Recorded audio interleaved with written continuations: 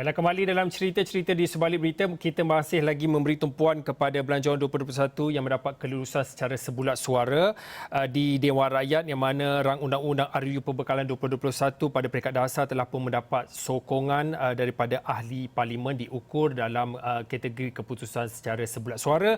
Saya nak terus bersama dengan rakan saya Lokman Haris. Kalau diikutkan pada start ataupun bermula jam 2 petang tadi, dia sudah berdiri dekat dalam bilik berita itu. Belakang tu ada monitor skrin, ada conteng-conteng, ada beberapa nombor.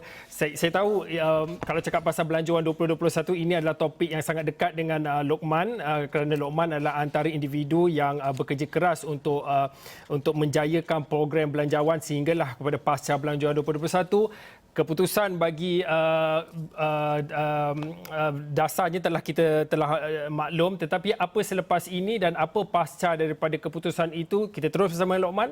Okey Fauzi, lepas Belanjawan 2021 diluluskan di peringkat dasar di Dewan Rakyat selepas ini, masih lagi banyak proses yang perlu dilalui. Antara yang kita dah kongsikan adalah ianya perlu dibawa ke peringkat jawatankuasa. Kita nak cerita selepas ini kerana program ini adalah program cerita. Banyak lagi sudut-sudut yang kita boleh singkap. Sebagai contoh, apa jadi dengan pembangkang? Kerana mereka sebelum ini kata lantang mereka mahu membantah, tetapi mereka hanya mampu mengumpul 13 orang ahli parlimen sahaja untuk bangkit. Tak cukup 15, jadi undian dilakukan menerusi pungutan suara sahaja. Tidak dipaksa RUU Pembekalan itu untuk diundi oleh semua seorang-seorang 220 ahli parlimen. Saya nak balik kepada di sini. Mungkin saya boleh kongsikan di sini. Tadi Fauzi dah kongsikan kenyataan oleh Seri Paduka Baginda Yang di-Pertuan Agong. Saya mahu pergi ke sini. Okey, ini apa yang kita kongsikan sebentar tadi.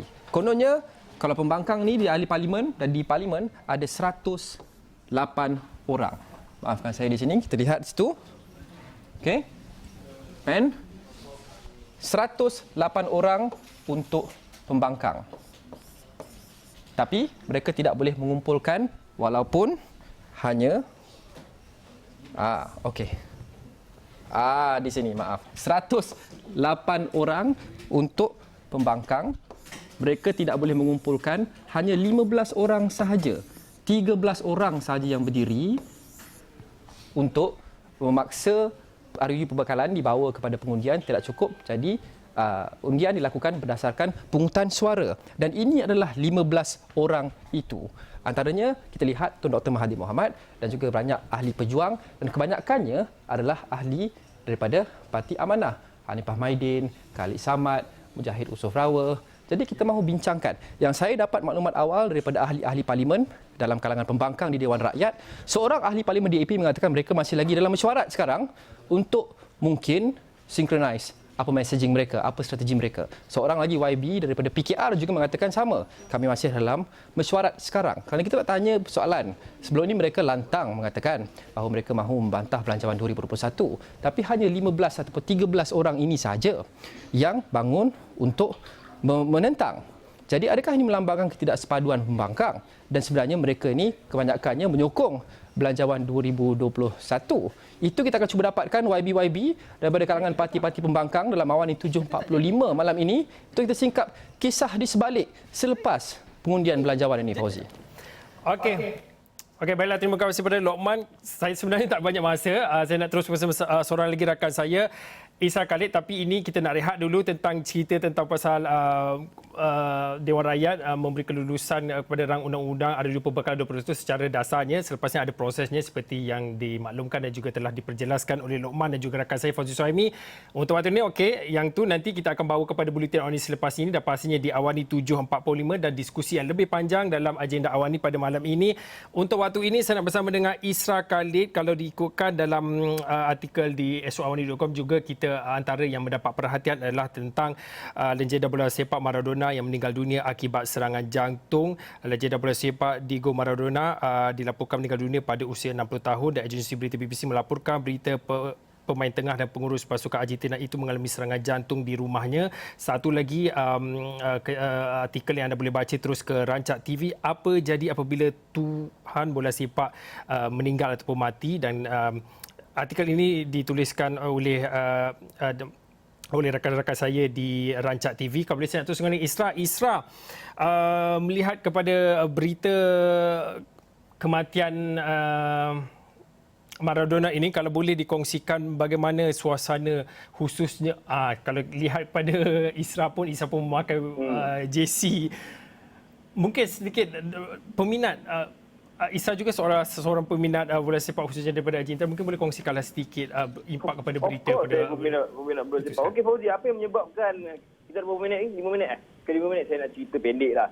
Apa yang menyebabkan Maradona ni kehidupannya dan kematiannya begitu diceritakan? Kerana Maradona ni, kalau nak dibandingkan dengan Messi, kalau nak dikira award lah kan, bila menilai tentang award, Messi lebih banyak award berbanding Maradona. Tapi apa benda yang menyebabkan Maradona ini dianggap sebagai Tuhan dekat Argentina, yang sampai ada agama khas yang memuja dan menyembah Maradona ni, yang kalau boleh tengok di rancak TV saya tulis, sebenarnya tajuk dia, apa jadi kalau Tuhan mati? Saya membangkitkan persoalan ketuhanan di mana bila seseorang itu meletakkan penuh cinta dan pengharapan terhadap seorang manusia yang pada akhirnya akan mati. Tetapi apa yang cerita pasal Maradona ni? Okey, cerita pasal Maradona ni disebab apa dia begitu hype kematian dan juga kehidupannya adalah kerana dia seorang manusia biasa yang keluar dari penderitaan dan meraihkan kehidupannya sepenuhnya.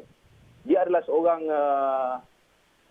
warga yang datang, seorang pemain bola yang datang dari kemiskinan, keluar dari kemiskinan dengan menzahirkan ataupun memanfaatkan sepenuhnya potensi atau bakat yang dikurniakan kepada Tuhannya, kepada dirinya oleh Tuhan, untuk dia mengubah hidup dan pada masa yang sama mengubah dunia melalui bola sepak. Dan seperti mana kalau anda yang kalau tak pernah tengok bola pun mesti kenal Diego Maradona. Macam Messi tu macam Messi, tapi Maradona dia begitu berwarna dan walaupun dia diketahui sebagai orang yang kuat dadah, dan sebab tu yang menyumbang kepada kematiannya yang begitu awal pada usia 60 tahun, bagaimana dia menjalani hidup dengan penuh warna dan meraihkan segalanya dalam dan juga mengejar cita-citanya untuk bermain bola sepak, dan itu saja bakat yang diberikan kepadanya harus kita lihat dengan lebih mendalam lah.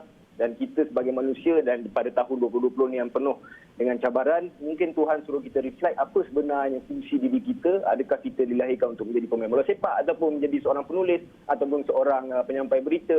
Bagaimana untuk kita memanfaatkan posisi dan bakat kita itu dalam kita memberikan terbaik kepada dunia ni.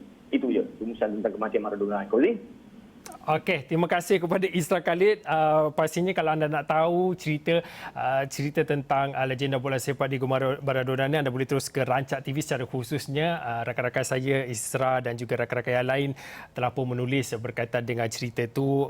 Sisi lain lah kalau kita nak tahu tentang legenda bola sepak ini. Terima kasih kepada Isra. Saya kira itu saja untuk waktu ini, cerita-cerita di sebalik berita. Kongsikan pandangan, pendapat anda yang molek-molek di astroawani.com supaya kami dapat siarkan dan boleh kami jadikan bahan untuk perbincangan kami di semua platform di Astro Awani. Saya Fauzin, kita jumpa lagi.